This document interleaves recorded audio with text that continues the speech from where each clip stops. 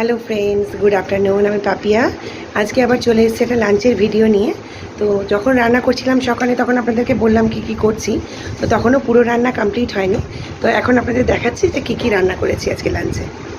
তো চলুন দেখে নেওয়া যাক। লাঞ্চে আছে ভাত,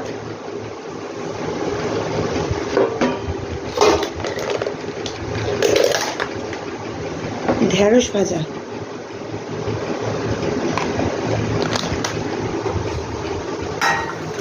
আলু ফুলকপি পনির দিয়ে তরকারি, ঘি গরম মশলা দিয়ে করেছি, শুকনো শুকনো। আজকে আমার মঙ্গলবার, তো আমি নিরামিষ খাই। আর এটা তুলে রেখেছি রাত্রিরের জন্য, আলু ফুলকপি পনিরের তরকারি। আর এটা আমার ছেলে, শাশুড়ি মা, হাজব্যান্ডের জন্য করেছি কাতলা মাছ সর্ষে দিয়ে ঝাল। আর আমের চাটনিটা করে রেখে দিয়েছি একেবারে, তো ওটাও আছে লাঞ্চে। তো কেমন লাগলো আজকে লাঞ্চের ভিডিও, প্লিজ কাইন্ডলি কমেন্ট সেকশানে জানাবেন।